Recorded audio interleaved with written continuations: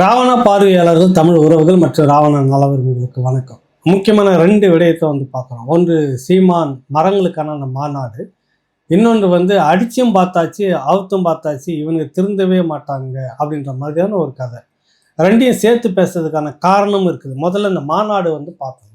நேற்று மாலை சென்னை பல்கலைக்கழகத்தினுடைய அதை பற்றி முகநூலில் எழுதியிருக்கிறேன். சென்னை பல்கலைக்கழகத்தில் ஒரு மூத்த பேராசிரியர், இப்போ ஓய்வு, நீண்ட காலமாக இந்த மாதிரி நிறைய பேர் தொடர்பில் இருப்பாங்க, பேசிக்கிட்டு இருப்பாங்க. அதில் இவர் குறிப்பாக சீமான் அவர்களை அப்பப்போ கொஞ்சம் விமர்சனம் பண்ணிக்கிட்டே இருப்பார். ஆனால் சிரித்தபடியே நண்பர்ன்றதெல்லாம் கடந்து போயிட்டே இருப்பேன். சில விஷயங்களுக்கு விளக்கம் சொல்ல அது பெரிய விவாதமாக போகும். அப்படி ஒரு நல்ல அறிவு திறன் கொண்ட மிக பெரும் ஒரு ஆளுமை அவர். நேற்று மாலை ஃபோனு வந்தது, எடுக்கலை. திரும்ப இரவு எடுத்தார். அவசர செய்தி அப்படின்னு நினச்சிருந்தார். ஒன்று எடுத்தோன்னே, இல்லை கலைவன், நீங்கள் நாளைக்கு மாநாட்டுக்கு போகிறீங்களா, மரங்களுக்கான மாநாட்டுக்கு போகிறீங்களா? ஆமாம், நானும் வரேன், பரவிட்டு அங்கே சந்திப்போம், நம்ம பேசுவோம் அப்படின்னாரு. எனக்கு கொஞ்சம் இதுவாக இருந்தது. இல்லை, நீங்கள் வேறு எதனா வேலையாக வரீங்களா, மாநாட்டுக்காக போகிறீங்களா அப்படின்னு. இல்லை, மாநாட்டுக்காக தான் நானும் வரேன். இன்னும் எனக்கு புரியல என்ன நீங்கள் சொல்கிறீங்கன்னா. அவர் அப்பப்போ இந்த குசுமாக கொஞ்சம் கிண்டல் அடிப்பார். இல்லை, புரியல நீங்கள் என்ன சொல்கிறீங்க அப்படின்றப்ப தான் சொன்னார், இல்லை கலைவன், இது உண்மையிலேயே மிகப்பெரிய ஒரு விடயம், நீங்கள் சாதாரணமாக நினைக்கிறது இல்லை.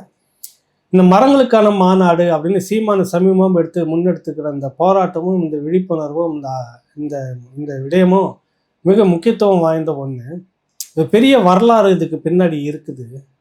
தமிழ்நாட்டில் இன்னைக்கு சீமான் செய்யக்கூடிய இந்த அரசியல் ஒரு 55 ஆண்டுகளுக்கு முன்னாடி முன்னெடுத்திருந்தால், ஒரு வேளை அன்னைக்கு இந்த மாதிரியான சிந்தனையாளர்கள் இப்படி முன்னெடுத்திருந்தாருன்னா, ஒரு பெரிய ஸ்காலர் அவர். ஒரு விஷயத்துக்கும் ஒரு தொடர்பு படுத்தி ஒரு அரசியல் விடயத்தையும் பாடம் மாதிரி சொல்லக்கூடியவர் அவர். சொல்கிறார், 55 ஆண்டுகளுக்கு முன்னாடி எடுத்திருந்தால் தமிழ்நாட்டில் இன்னைக்கு மொட்டை அடித்த காடுகளாக இருக்காது ஏகலைவன்.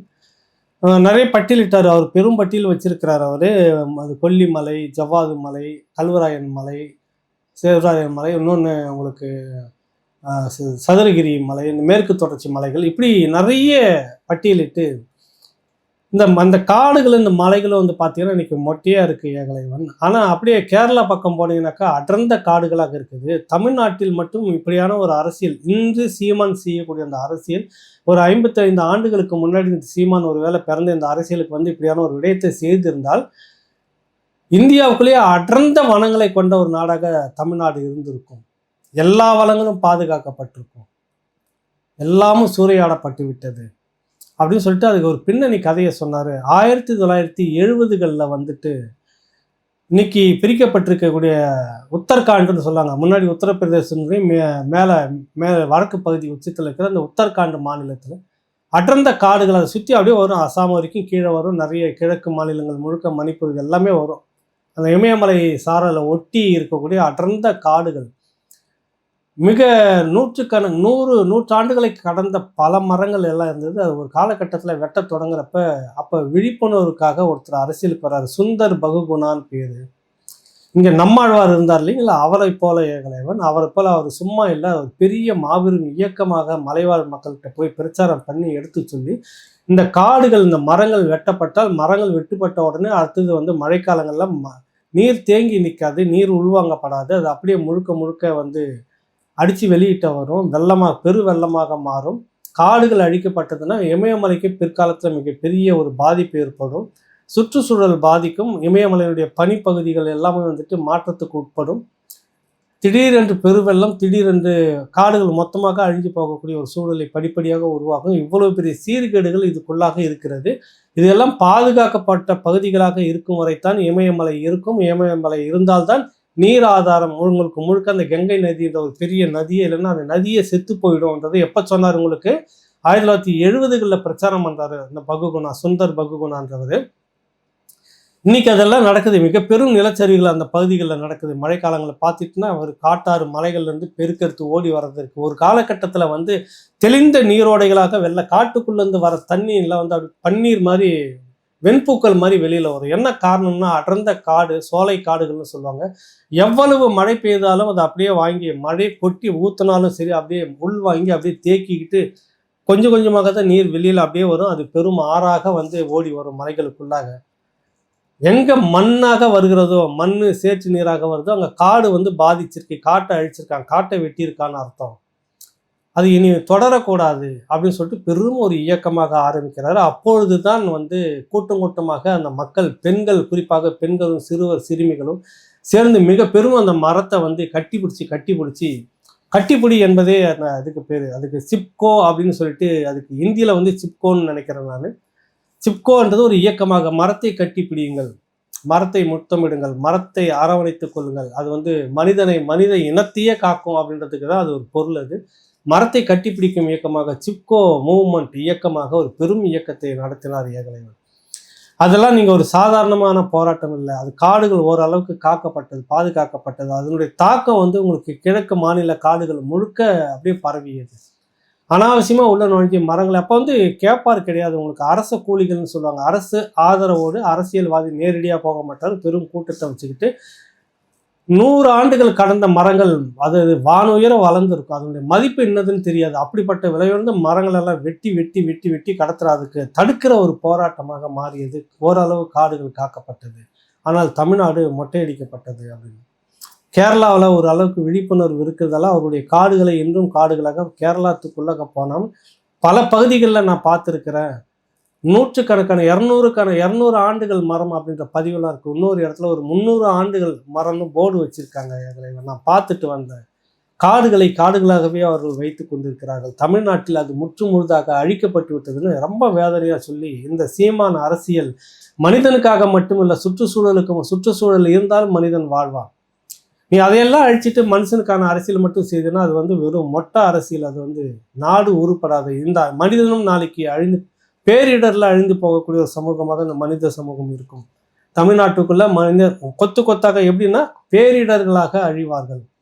அதையெல்லாம் தடுக்கக்கூடிய ஒரு பேராற்றல் இந்த மரங்களும் காடுகளும். அதை அதுவாக வைத்தால் அது நம்மை காப்பாற்றிடும். இந்த ஒரு கான்செப்ட்ல இன்னைக்கு சீமான் முன்னெடுத்திருக்கிற இந்த போராட்டம் மிகப்பெரிய மகத்தான போராட்டம். ராயல் சல்யூட் அப்படின்னு சொல்லிட்டு, நான் காலையில் புறப்பட்டு நான் போகிறேன், நீங்கள் வரீங்களான்னாரு. இல்லை ஐயா, நான் வரதில்லை, நிறைய கொஞ்சம் வேலை முன்ன பின்ன இருக்கு, நீங்கள் போயிட்டு வா அப்படின்னு சொல்லிட்டு கிளம்பி போயிருக்கிறாரு. மிக நிறைய பேர் இது வந்து இந்த திராவிட குஞ்சுகள் வந்து சமூக வலைத்தளங்களில் பார்த்தீங்கன்னா ஒரே நக்கல் நையடி, மரத்தை கட்டி பிடிச்சா வேற எதனா கட்டிப்பிடி, புத்தி எங்கே போகுது பாருங்க. ஏன்னா இவன் காலங்காலமாக தொன்று தொட்டே வந்து கொள்கையை சொல்லி வளரக்கூடிய மேடைகளாக இல்லை, மேடைகளை போட்டு ரெக்கார்ட் டான்ஸு பழைய காலத்தில், அப்புறம் பிரேக் டான்ஸு, இப்போ டிஸ்கோ டான்ஸ், இப்போ இன்னும் அதை விட இன்னும் ஆபாச டான்ஸு போட்டு குத்தாட்டம் பாடுறதை பார்த்து வளர்ந்த இவன் எப்படி எழுதுவானா இப்படி தான் எழுதுவான். மரங்களை கட்டி பிடிச்சி முத்தம் கொடுக்குற சீமான் வேற ஏதோ கள்ளக்கூடம் கட்டி முத்தம் கொடுப்பாரான்னு வேற அர்த்தத்தில் எழுதுறான். ஏன்னா அவன் உருவாக்கப்பட்ட இனம் அப்படி. இந்த வரலாறு, சிப்கோ என்ற அந்த போராட்ட வரலாறு, இப்படியான கதைகள், பெரும் கதைகள் இருக்குது. இது பேசுறது கொஞ்சம் விரிவாக கூட இருக்கும். வரலாறு இருக்குது இதுக்குள்ளாக. இவன் வளர்ந்த விதம், திராவிட குஞ்சுகள் வளர்ந்த விதம் என்னன்னா, இவன் இப்படி தான் எழுதுவான். பெருசுகளும் அப்படி தான் இருக்குது. புத்தி தெளிவு கிடையாது. மரங்களுக்கெல்லாம் வந்து பேசுகிறேன் அப்படின்னு நக்கெல்லாம் சிரிச்சுட்டு போகிறது. மரங்கள் இருந்தால் மனிதன் இருப்பான்ற ஒரு அடிப்படை அறிவு கூட இல்லை. மரங்கள் இருந்தால் காடுகள் இருக்கும், காடுகள் இருந்தாக்கா மழை வளம் பெருகும், மழை வளம் இருந்தால் ஆறுகள் நீரோடைகளும் இருக்கும். இதெல்லாம் சுற்றுச்சூழல் நிறைய, இது பின்னாடி பெரிய வரலாறு. இதை நக்கல் அடிக்கக்கூடிய அளவுக்கு திராவிடத்தினுடைய அரசியல் இருக்குது. ஏன்னா எல்லாத்தையும் வெட்டி வெட்டி திருடி பணமாக சாப்பிட்டுட்டு இருந்த கூட்டம் இந்த கூட்டம். இப்போவும் சாப்பிட்டுட்டு இருக்கிற கூட்டம் இது. இவனுக்கு டின் ஃபுட்டு ஒரு எங்கன்னா வாங்கிட்டு எங்கேயாவது வெளிநாட்டில் போய் தஞ்சம் ஆகிடுவாங்க. இங்கே இருக்கக்கூடிய இந்த மக்கள் என்ன ஆவாங்க? இந்த கேள்விக்கு பதில் இன்ன வரைக்கும் இல்லை.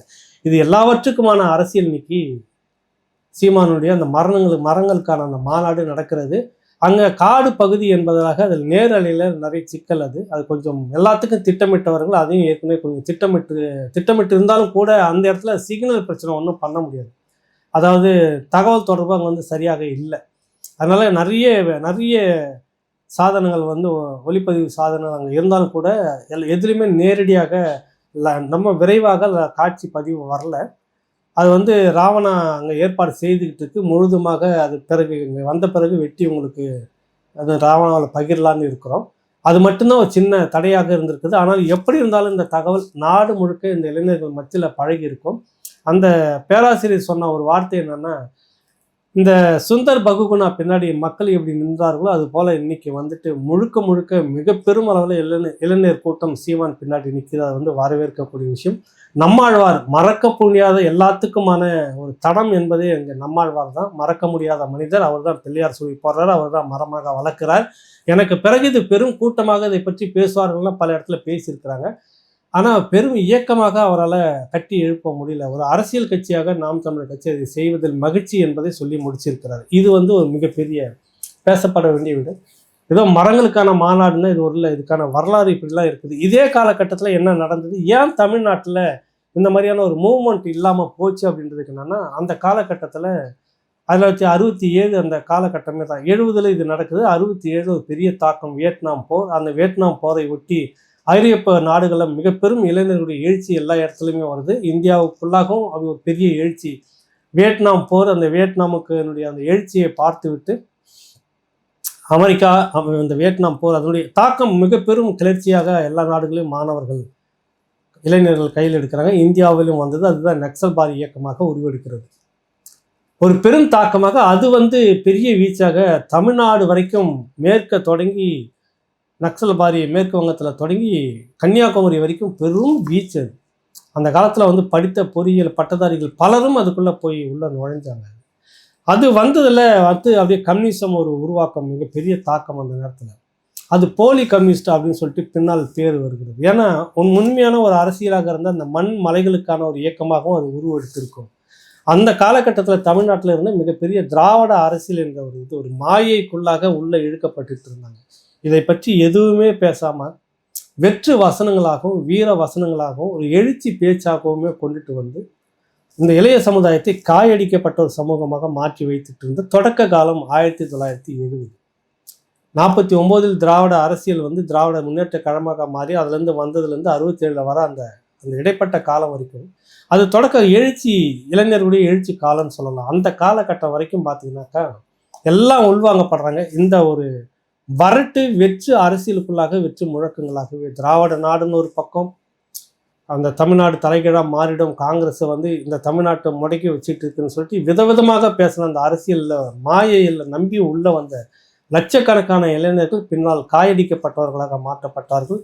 மண்ணுக்கும் மலைக்கும் மக்களுக்கும் தொழிலாளருக்கும் எல்லாத்துக்குமாக பேச வேண்டிய மண் சார்ந்த அரசியலை பேச வேண்டிய கம்யூனிஸ்ட் பின்னால் திசை மாறி மடைமாற்றிட்டு போன அந்த காலகட்டம் 70க்கு பின்னாடியும் இப்போ வரைக்கும் தொடருது அப்படின்றது அந்த விடயத்தையும் அவர் பேசுகிறாரு. பொதுவாக எல்லா கட்சியுமே விமர்சனம்னாரு, எல்லா கட்சியிலும் இருக்கிற நல்ல விடயங்களும் பேசுவார். இந்த கட்சிக்குன்னு தான் இல்லை, இப்போ கூட அவர் நாம் தமிழர் கட்சி ஆதரவாளர் கிடையாது. அந்த பேராசிரியர் இப்போ பேரை சொல்லி பேசலாமா என்ன வேணாம் அப்படின்ற வார்த்தையை சொல்லியிருந்தார். இந்த விடயம் வரவேற்கக்கூடிய விடயம் அப்படின்றது திராவிட கட்சிகள் தவறிவிட்டது. இந்த மனித இனத்துக்கான முக்கியமான ஒரு அம்சம் இது, மரங்களுக்கான அந்த மாநாடு அப்படின்றது. இதுக்கு பின்னாடி இவ்வளோ கதை இருக்குது. ஏன் தமிழ்நாட்டில் இது ஈடுபடாமல் போனது, நக்சல்பாரியுடைய அந்த தாக்கம் சரியானது, ஆனால் அது வேறு எடுத்துக்கிட்டு போன அந்த பாதையில் சில கோளாறுகள், அதை ஒட்டி கம்யூனிஸ்டுகள் வந்து பெரும் எழுச்சியாக வந்து மடமாத்தின ஒரு விஷயம். சில விஷயங்கள் செய்திருக்காங்க கம்யூனிஸ்டுகள், முற்றாக மறுப்பதற்கு இல்லை. ஆனால் அந்த தலைமையில் இருந்தவங்களாம் எல்லாத்தையும் எதை பற்றியுமே யோசிக்காமல் அந்த அரசியல் என்ற மையத்தில் அதிலேருந்து கொஞ்சம் மாறுபடுது திராவிட முன்னேற்ற கழகம் சொல்லக்கூடிய இந்த திராவிட கட்சிகளில் ஒன்று. முற்றுமுழுதாக இது காயடிச்ச ஒரு சமூகமாகவே இளைஞர்களை மாற்றி வச்சிருச்சு. இப்போ இந்த இளைய தலைமுறை கொஞ்சம் மாறிக்கிட்டு இருக்குது. இதை பற்றி பேசுவதற்காக ஒரு பகுதி. ரெண்டாவது, அடிச்சும் பார்த்தாச்சு அவுத்தும் பார்த்தாச்சு, இவங்கள திருந்தவே மாட்டாங்கன்னு சொல்கிறீங்கன்னு. இன்னைக்கு உலகம் கையில் அப்படின்னு சொல்கிறோம். அதிநவீன தொலைத்தொடர்பு சாதனங்கள் நம்மக்கிட்ட இருக்குது. எங்கேயோ ஒரு இடத்துல ஏதோ ஒரு சம்பவம் ஒரு கதை வந்தால் அது சரியாக தவறான்னு உடனுக்குடனே பேசி அங்கே இருக்கக்கூடியவர்கிட்ட உண்மையை தெரிஞ்சுக்கிட்டு அதை பற்றியான காட்சிகள் போடக்கூடிய வசதி வரைக்கும் இன்னைக்கு நிமிடங்களில் கையில் வந்துடுச்சு. இந்த காலகட்டத்திலேயே லண்டன் ஆக்ஸ்போர்ட், புகழ்பெற்ற 800 ஆண்டுகள் பழமை வந்த லண்டன் ஆக்ஸ்போர்ட் யூனிவர்சிட்டி தந்தை பெரியாருக்கு படத்திறப்பு மரியாதை செய்து படத்திறப்பு ஒரு புரட்சி கருத்தை அது வரைக்கும் அப்படி பாயுது இல்லை உங்களுக்கு. உலகத்திலே இவர் தான் சாக்ரட்டிஸ், இவங்க தான் சொல்லுவாங்க ஆசியாவினுடைய சாக்ரட்டிஸ். அந்த அளவுக்கு ஒரு பெரிய இது அடித்து 2-3 நாள் பிரதான காட்சி ஊடகங்களும் இதை பதிவு பண்ணுது. அதான் வேதனையானது. இந்த அரசு ஒன்றை சொல்லுகிறது, திமுக அரசு ஒன்றை சொல்லுகிறது என்பதற்காக அதை உடனே எடுத்து பெரிய அளவில் புரபகண்டா பண்ணி இது சரியா தவறா, பிரபலமான யூடியூப் உள்பட பிரபலமான காட்சி ஊடகங்களும் இதனுடைய உண்மைத்தன்மையை ஆராயாமல் பெரியாருக்கு ஆக்ஸ்போர்ட் யூனிவர்சிட்டியில் பாராட்டு படத்திறப்பு. இவருடைய கொள்கைகள் உலகளாவிய அளவில் இருக்கிறது. ஸ்டாலின் சொல்லக்கூடிய கருத்துக்கள்லாம் பார்த்தீங்கன்னாக்கா அதை பாருங்களா. அதை உலகின் புகழ்மிக்க அறிவுசார் நிறுவனமான ஆக்ஸ்போர்ட் பல்கலைக்கழகத்தில் அறிவுசார் தந்தை பெரியாரின் திருவுருவ படம் திறக்கப்பட இருக்கிறது. அதை என்னுடைய கரங்களால் திறந்து வைக்க இருக்கிற ஸ்டாலின் சொல்கிறார். அப்புறம் இந்த மாதிரி நிறைய கதைகள், நிறைய உருட்டல்கள் எல்லாமே வந்திருக்குது. என்னடா அப்படி நடந்துருச்சா உண்மையிலே இது அப்படின்னு இன்னைக்கு இருக்கிற காலகட்டத்தில் உடனடி இதுக்கு முன்னாடி காலகட்டமே தான் நான் சொல்லியிருப்பேன் பல நேரத்தில். உண்மையிலே ரொம்ப மதிக்கப்படக்கூடிய, போற்றப்படக்கூடிய, பேசப்படக்கூடிய தம்பி கிருஷ்ணா முத்துக்குமரப்பன் சொல்லிட்டு முனைவர். அவர் இப்போ அமெரிக்காவில் இருக்கிறார், ரஷ்யாவில் இருந்தார், பல்வேறு நாடுகள்லேருந்து இப்போ அமெரிக்காவில் வந்து வேலை செய்துட்டு இருக்கிறார் பேராசிரியராக ஆய்வுத்துறையில். அவர் இது ஏற்கனவே இந்த ஆக்ஸ்போர்ட் யூனிவர்சிட்டி தந்தை பெரியாருக்கு வந்து பாராட்டு வந்துச்சுன்னு ஏற்கனவே வந்து ஆக்ஸ்போர்ட் யூனிவர்சிட்டியில் யுனெஸ்கோ விருதுன்னு சொல்லிட்டு இருந்தார்ல பெரியார் கி வீரமணி ஐயா. அதை சொல்லி ஒரு புத்தகமே போட்டு வித்துட்டாங்க. அது பிறகு நோண்டி கண்டுபிடிக்கிறப்ப இளைய தலைமுறையெல்லாம் சேர்ந்து என்ன பண்ணுறாங்க, இன்னொரு பிரிவு வந்து இது வந்து யுனெஸ்கோ என்ற உலக நாடுகள் ஒருங்கிணைந்த அந்த இது கொடுத்தது கிடையாது, தனி மனிதருக்கு இப்படியான விருது ஒரு காலமும் கொடுத்ததில்ல, இதுக்கு முன்னாடியும் இல்லை இனிமேல் இல்லை, பெரியாருக்குன்னு அப்படி ஒன்றும் கொடுக்கல. அந்த யுனெஸ்கோ அப்படின்றதுக்கு பதிலாக ஒரு வார்த்தை மட்டும், இந்த அமாம் சோப்புன்றப்ப ஒரு வார்த்தையை எழுதிட்டு அதை போலியோ வைப்பாங்கள்ல, அந்த மாதிரி ஒரு நிறுவனம் சிங்கப்பூர்ல ஒரு பெட்டி கடை மாதிரி வச்சுக்கிற ஒரு நபர், அவர் பேரில் ஒரு சின்ன இயக்கம் வச்சுக்கிட்டு அவர் கொடுத்தது. இது வந்து உண்மையிலே அப்படி ஒரு யுனெஸ்கோ விருதே கிடையாதுன்னு போட்டு உரிச்சிட்டார். ஆனால் இந்த யுனெஸ்கோ விருதுன்ற பேரில் ஒரு பேராசிரியர் பல்கலைக்கழகத்தில் இருக்கக்கூடிய இதே லண்டன் நினைக்கிறேன், அங்கே வந்து ஒரு பெரிய புத்தகம் போட்டு அங்கே ஒரு ஆய்வுக்கு வைக்கிறார். அதை இதையும் இந்த யுனெஸ்கோ பெரியாரை வந்து பாராட்டி இப்படிலாம் செய்திருக்கிறதுன்ற அந்த வரியை வச்சு அந்த புத்தகத்தை வச்சு இந்த டுபாக்கூர் கோஸ்டிங்க வெளியிட்டாங்கன்னா அந்த புத்தகத்தை வச்சு ஒரு ஆய்வே வந்து எழுதுறாரு. அதை அந்த கிருஷ்ணாமுத்து குமரப்பன் தம்பி கண்டுபிடிச்சி முனைவர் டாக்டர் அவர் கண்டுபிடிச்சி என்ன பண்ணுறாரு, அவருக்கு நேரடியாக மெயில் அனுப்பி இது வந்து நம்பகத்தன்மை இல்லாதது, யுனெஸ்கோவுக்கு இதை பற்றி எழுதி கேட்டாச்சு, இது வந்து இல்லைன்னு உறுதிப்படுத்திட்டாங்க, இது ஒரு லெட்டர் பேட் கம்பெனி கொடுத்ததை வச்சு நீங்கள் ஆய்வு பண்ணி மேற்கோள் காட்டி பேசியிருப்பது வருங்காலத்தில் வரக்கூடிய அடுத்த தலைமுறைகள் இந்த புத்தகத்தை கையில் எடுக்கும்போது தவறாக பண்ணுவாங்க, இதை புரிஞ்சுக்குவாங்க, நீங்கள் அதை உடனே வந்து திரும்ப பெறணும் அப்படின்னு சொன்ன உடனே அவர் உடனே வந்து அடுத்த பதிப்பிலிருந்து அதை நான் நீக்கி விடுகிறேன்னு பதில் அனுப்பிச்சிருக்கிறேன். அதை பற்றிலாம் வெளியில் பேசப்பட்டது. அதாவது நம்ம முன்னாடி இருந்தவர்கள்லாம் இவங்க சொன்னது இவங்க உருட்டெல்லாம் நம்பிக்கிட்டு உலகத்திலே இவர் தான் பெரிய அறிவாளி, என்ன அறிவாளின்னு எல்லாம் படிக்க பார்த்தாக்கா எல்லாம் வெங்காயமாக இருக்குது. செய்த சீர்திருத்தம் எதனா பார்த்தா இவரை விட 100 மடங்கு செய்தவர்கள். நான் சொன்னல கோபிச்செட்டிப்பாளையம் லட்சுமண ஐயர்னு வாழ்ந்து காட்டிட்டு போனார் மனுஷன். மிகப்பெரும் கோட்டீஸ்வரர். ஒடுக்கப்பட்ட அந்த பட்டியலின மக்களுக்காக தன் வாழ்நாளை அர்ப்பணித்து பள்ளிக்கூடம் கட்டி அது மிக பெரும் ஆளுமைகள்லாம் வெளியில் போயிருக்கிறாங்க. நிறைய பகுதிகளை வீடுகளை நிலத்தை கொடுத்து வீடு கட்டிக்க சொல்லியிருக்கிறாங்க. ஆனால் பெரியார் அந்த மாதிரி ஒரு சின்ன பள்ளிக்கூடத்தில் கால் பள்ளிக்கூடத்தை கூட வைக்கல, 1ஆம் கிளாஸ் கூட எங்கேயும் நடத்தவே இல்லை. பணம் இருந்தது, சொத்து இருந்தது, ஏன்னா அவன் மேலே வந்துடக்கூடாதுன்ற புத்தி அவருக்குள்ளே இருந்துக்கிட்டே இருந்தது. வரவங்ககிட்டெல்லாம் சாதி கேட்குற புத்தி இவர் தான் செய்தார்னு ஒரு சொல்ல நம்ம முன்னோர்கள் எல்லாம் நம்பி இருந்தாலும் தவிர்க்கவே முடியாதுன்ற மாதிரி ஒரு நேரத்தை கொண்டு வந்துட்டு இருந்தாலும் சொல்லாமல் நம்ம எதனா செய்தோம்னாக்கா ஐயோ இது தெய்வ குத்தமாயிடுன்னு சொல்லுவாங்களா, அந்த மாதிரி எல்லாத்துலேயும் தொட்டு பெரியார்னு பேசுகிற பழக்கத்துக்கு வந்து நின்றுட்டப்ப இளம் தலைமுறைகளை கண்டுபிடிச்சி உடைக்க ஆரம்பிக்கிறாங்க. அது எங்கே வந்து நிற்குதுனாக்கா, இன்னைக்கு வந்துட்டு உலக புகழ்பெற்ற ஆக்ஸ்போர்ட் யூனிவர்சிட்டியில் பெரியார் படத்தை வந்து வைக்கிறாங்க, இவர் கரத்தால் திறந்து வைக்கிறாங்க. பார்த்து எல்லாம் ஆய்வு பண்ணி பார்த்தா உண்மையில் அங்கே இருக்கிற ஒரு பேராசிரியர் பேர் வந்துட்டு ஃபைசல் தேவ்ஜி அப்படின்னு சொல்லிட்டு ஒரு பேராசிரியர், அவரும் இன்னொருத்தரும் சேர்ந்து தான் அது ஒரு இன்னொரு ஒரு இது மாதிரி வச்சுருக்கிறாங்க. வந்து தி ஏசியன் ஸ்டடீஸ் சென்டர்னு ஒன்று வச்சுருக்கிறாங்க. இப்போ இது எளிதாக புரியுதுனாக்கா, ராவணா லயோலா கல்லூரிக்குள்ளாக ஒரு துறை இருக்குல்ல, அந்த துறையினுடைய அந்த அரங்கில் ஒரு துறை சார்பான அரங்கு நடத்திக்கிட்டே இருப்பாங்க. தமிழ் துறை முன்னெடுத்து நடத்துகிற நிகழ்ச்சி அப்படின்னு நடத்துவாங்க. ராவணா தான் விருதெல்லாம் கொடுக்குது. நாங்கள் போகிறேன், 4 பேருக்கு தேர்ந்தெடுத்து நான் என்ன பண்ணுறேன், விருது கொடுக்குறேன். லயோலா கல்லூரி, புகழ்பெற்ற லயோலா கல்லூரி இந்த 4 பேருக்கு விருது கொடுத்துருக்குன்னு பேர் பேப்பரில் வந்ததுன்னா எவ்வளோ அசிங்கமாக இருக்கும். கொடுத்தது ராவணா வலைத்தளம், ஒரு சாதாரண வலைத்தளம். இந்த வலைத்தளம் இந்த லயோலா கல்லூரிக்குள்ளாக ஒரு அரங்கை எடுத்து நடத்துது. இன்னும் சொல்லப்போனால் கொஞ்ச நாளுகளுக்கு முன்னாடி பிரசித்தி பெற்ற பலருக்கு வந்து டாக்டர் பட்டம் சென்னை பல்கலைக்கழகத்தில் கொடுத்துருந்தாங்க. உண்மையிலே சென்னை பல்கலைக்கழகம் தான் கொடுத்ததுன்னு நாளேடுகளும் செய்தியை வெளியிட்டிருந்தது. தகவல் அறியும் உரிமை சட்டத்தில் சில பேர் போட்டி எடுக்கும்போது உடனே அப்போவே சென்னை பல்கலைக்கழகம் இல்லை அப்படின்னு மறுத்துருச்சு. நாங்கள் வந்து கொடுக்கல, இந்த அரங்கத்துக்குள்ளாக இன்னொரு நிறுவனம் அந்த நிகழ்ச்சியை நடத்துறது, அவர்கள் சார்பாக அதை கொடுத்தார்கள். புரிஞ்சிருக்குன்னு நினைக்கிறேன் உங்களுக்கு. சென்னை பல்கலைக்கழகம் உடனடியாக மறுப்பே கொடுத்துருச்சு உங்களுக்கு. ஆக தனியார்கள் ஒரு அமைப்பு ஒரு கூட்டமைப்பு ஒரு கட்டமைப்பாக இருக்கிறவங்க அந்த நிகழ்ச்சி அந்த இடத்துல போயிட்டு பணம் கட்டி நடத்துவாங்க. நான் லயோலா கல்லூரிக்குள்ளார ஒரு நிகழ்ச்சி நடத்துறதுக்காக போய் கேட்டிருந்தப்ப அது ஒரு அரசியல் சிக்கலாக வரும்னு கொடுக்க மாட்டேன்னு சொல்லிட்டாங்க. பிறகு ஏவிஎம் இதில் வந்து நம்ம நடத்தணும்னு வச்சுக்கோங்க ஸ்டுடியோவில். அதே போல் புகழ்பெற்ற ஆக்ஸ்போர்ட் யூனிவர்சிட்டி லண்டனில் 800 ஆண்டு பழமை வாழ்ந்த அந்த இடத்துல ஒரு அரங்கத்தை பக்கத்தில் இருக்கக்கூடிய ஒரு அரங்கத்தில் இந்த பேர் தி ஏசியன் ஸ்டடி சென்டர் என்ற பேரில் அந்த பேராசிரியர் அவங்க இன்னும் சில பேர் கூட்டாக சேர்ந்து ஒரு ஆய்வு, ஒரு படத்திறப்பு, ஒரு கலந்தாய்வு தான் நடத்துது. இதுக்கு முன்னாடி 2024 5வது மாதத்தில் இதே இந்த பேராசிரியர் இன்னொரு நிகழ்ச்சி நடத்தியிருக்கிறார். நிறைய சமூக வலைத்தளங்களில் அதை பற்றி எழுதியிருக்கிறாங்க. என்ன சொல்ல வராங்கன்னாக்க, சவார்கரை பற்றி, இந்துத்துவா சவார்கரை பற்றி ஒரு படத்தை வச்சு இதே போல தான் ஒரு விவாதம் நடந்திருக்குது.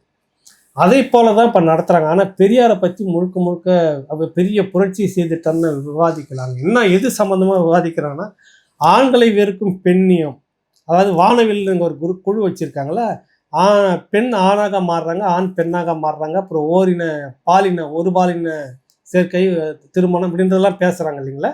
அது சம்பந்தமான ஒரு கருத்தரங்கம். அதில் பெரியார் படத்தை வச்சு திறக்கிறாங்க. பொருத்தமானது, தவறாக நினைக்காதீங்க. இது உண்மையிலே வானவில் அப்படின்றது அவங்களுக்கான பிரச்சனைகள் இருந்தது காலங்காலமாக உங்களுக்கு இருக்குது. மகாபாரத காலகட்டத்திலேருந்தே உங்களுக்கு இருக்குது. திருநங்கைகள் விடயங்கள் இருக்குது. அது வேறு அரசியல், அது பேச வேண்டியது. இந்த சம்பவத்தை அங்கே செய்கிறாங்க. இது நம்ம குறைச்சி சொல்லலை. இதை செய்யறதுல பெரியார் படத்தை அங்கே வந்து வச்சுருக்காங்க. இதில் எங்கே ஆக்ஸ்போர்ட் யூனிவர்சிட்டி பெரியார் படத்தை வச்சுட்டு உலக அளவிலுடைய கருத்து அப்படியே சீறி பாய்கிறது. பெரியாரை பற்றியும் பேசலை. பெண்களுக்கான இந்த பாலின மாற்றத்தில் இருக்கக்கூடிய இவர்களுக்கான ஒரு சிக்கலை பற்றி அலசக்கூடிய ஒரு விவாதமாகத்தான் அது இருக்கிறது. அது இந்த இடத்துல பெரியார் படத்தை வைக்கிறாங்க. அவ்வளோதான் விஷயம். சுயமரியாதை என்ற இயக்கத்தின் அடிப்படையில் இதெல்லாம் நடந்திருக்குது, இதெல்லாம் வந்து பேசணும் அப்படின்னு சொல்கிறாங்க. அவ்வளோதான்.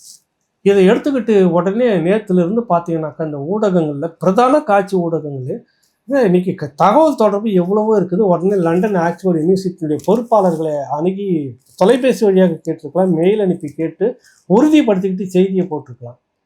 ஒரு சொல்லிட்டாரு, அப்படியே அந்த செய்தியை உடனடியாக எடுத்து போட்டு அது அப்படியே செய்தி போடுன்ற கட்டாயம் எப்படி வந்தது? அது உண்மையா? நான் ஒன்று சொல்கிறேன், அது சரிதான் உடனே நீங்கள் போட்டீங்களா? தவறு அப்படி இருக்குது, இது உண்மையானது இல்லை சரியானது அப்படின்னு ஆய்வு பண்ண மாட்டோமா ஊடகம் அப்படின்னா? இன்னைக்கு அது பொறுப்பு எங்களுக்கு இல்லை. முதல்வர் சொல்கிறார், அது செய்தியாக நாங்கள் போடுகிறோம் அப்படின்றது எந்த விதத்தில் நியாயமாக இருக்கும்? போட்டுட்டீங்க. ஆனால் இப்படி ஒரு சம்பவம் நடக்கலை. இது வந்து அந்த ஆக்ஸ்போர்ட் யூனிவர்சிட்டி கொடுக்கவே இல்லை. லயோலா கல்லூரிகளுக்குள்ளாக ராவணா நடத்தக்கூடிய ஒரு நிகழ்ச்சியில் நாங்கள் ஒரு 4 பேருக்கு கொடுத்த இந்த விருதை போலத்தான் இந்த நிகழ்ச்சி. புரியுதுல உங்களுக்கு? இது எப்படி ஆக்ஸ்போர்ட் யூனிவர்சிட்டி பொறுப்பேற்கும்?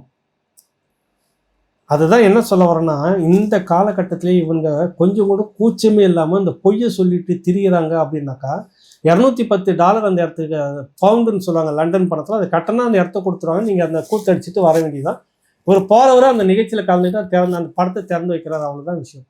ஆக்ஸ்போர்ட் யூனிவர்சிட்டியில் படம் இருக்குது. 800க்கு மேற்பட்டவருடைய படம் வச்சுருக்காங்க. அது ஒரு 700 நிறைய படங்கள், நூற்றுக்கணக்கான படங்கள் எல்லாமே அந்த கல்லூரியில் படித்த முன்னாள் மாணவர்கள், பல்வேறு துறைகளில் சாதனை செய்தவர்களாக இருக்கிறாங்களோ அவங்களோட படத்தை எல்லாம் வரிசையாக வச்சுருக்காங்க. இதை தாண்டி யாருடைய படத்தையும் உள்ளே வாங்கவே இல்லை.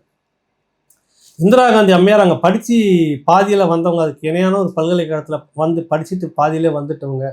ஆனாலும் ஒரு முதல் பெண்மணி பிரதமராக இருக்கிறார் என்பதற்காக அவருடைய படம் அங்கே வைக்கப்பட்டது. அதை தாண்டி ஒன்றுமே இல்லை. அப்படி இருக்கும்போது பெரியார் படத்தையும் திறந்து அங்கே வச்சுருக்காங்கன்னா எவ்வளோ பெரிய பொய் உருட்டு. ஒவ்வொன்றையும் இவங்களை அடித்து உடனே போட்டு, அதான் அடிச்சும் பார்த்தாச்சு, அவுத்தும் பார்த்தாச்சு, இவங்க வெக்கப்படுற மாதிரி ஒன்றுமே கிடையாது. அப்படியே அம்மனமாக திரிகிற கூட்டம் வெக்கமே இல்லையான்னு சொல்லுவாங்களா, அந்த மாதிரி நீ 1000 சொல்லி திரும்ப நாங்கள் அந்த பொய்யை சொல்லிக்கிட்டே இருப்போம். யுனெஸ்கோ விருது கொடுத்தாச்சு, இப்போது ஆக்ஸ்போர்டே வந்து பாராட்டியாச்சு. இதான் இவங்க பேசிகிட்டு இருக்காங்க. பெரியாரை ஏன்னப்பா இந்த மாதிரி கொண்டு போய் உலக அளவில் கொச்சப்படுத்துறீங்க? ஒரு ஒரு கும்பல் வந்து ஒரு நிகழ்ச்சி நடத்துகிறது, அது வேற ஒரு பேரில் விவாதித்து நடத்துகிறது. அந்த சுயமரியாதை இயக்கன்ற பேரில் பெரியாரை வந்து சொல்லுது. இவ்வளோ தான். அது ஒரு அரங்க நிகழ்ச்சி ஒருத்தர் நடத்துகிறாங்க, அவ்வளோதான். தெளிவாக சொல்லிட்ட மாதிரி ராவணா இன்னொரு அண்ணா பல்கலைக்கழகத்தில் ஒரு நிகழ்ச்சிக்கு பணம் கட்டி அங்கே ஒரு அரங்கம் நடக்குது. அரங்கெல்லாம் இருக்குது. சமயத்தில் மே மாதம் பார்த்தீங்கன்னாக்கா 2-3 நிகழ்ச்சி அரங்கெல்லாம் நடத்துவாங்க. தனியார்கள் வந்துட்டு இந்த கல்வி வளர்ச்சியை பற்றி பணம் கட்டி நடத்துவாங்க. அண்ணா யூனிவர்சிட்டி நடத்துச்சுன்னு வெளியில் வந்து சொன்னால் துப்புவாங்களா மாட்டாங்களா?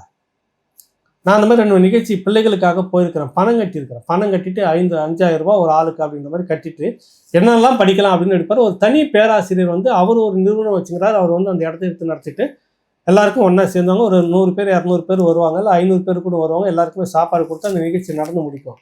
அது ஒரு நபர் நடத்துகிறார், அவ்வளவுதான். அண்ணா பல்கலைக்கழகம் நடத்துகிறது மாணவர்களுடைய வளர்ச்சிக்காக அப்படின்னு வெளியில் சொன்னால் எவ்வளோ வெக்கைக்கேடாக இருக்குமோ, இது அப்படியானது. அதான் இரு அரசியல் ஒன்று பொய் புரட்டிலேயே உருட்டிட்டு போகிறது, எதுக்கும் வெக்கப்படாமல் வேதனைப்படாமல் அசிங்கப்படாமல் நடத்திக்கிட்டே போகிறது. இன்னொன்று இந்த மரங்களுக்கான மாநாடு, இந்த மண்ணுக்கான மாநாடு, ரெண்டில் எது வேணும் என்பதை இந்த இளைய தலைமுறை எடுத்துக்கணும். அதுக்காக தான் நான் அதை சொல்ல வரேன். ஒருத்தவங்க பொய்யா உருட்டிக்கிட்டே திரிகிற ஒரு கூட்டம், ஒன்று மெய்யாக இந்த மண் இந்த மக்கள் வாழ வேண்டும் என்பதற்காக ஒரு அரசியல், 2 அரசியல் உங்கள் முன்னால் இன்று வைக்கப்படுகிறது. எதை நீங்கள் தேர்ந்தெடுப்பீர்கள்? இந்த உருட்டு கூட்டமா அல்லது இதுவா அப்படின்றது தான் உங்களுக்கு முன்னாடி இருக்கக்கூடிய ஒரு அரசியல். அது இந்த கட்சி தான் அப்படின்னு சொல்ல வரல. எந்த அரசியலை நீங்கள் தேர்ந்தெடுக்க போறீர்கள்? உலகம் பார்த்து கொண்டிருக்கிறது, சமூக வலைத்தளங்கள் இருக்கிறது, தொலைத்தொடர்பு சாதனங்கள் கைக்கு விரலுக்குள்ளாகவே வந்து விட்டது. கைக்குள்ளாக கூட இல்லை, விரலுக்குள்ளாகவே வந்து விட்டது.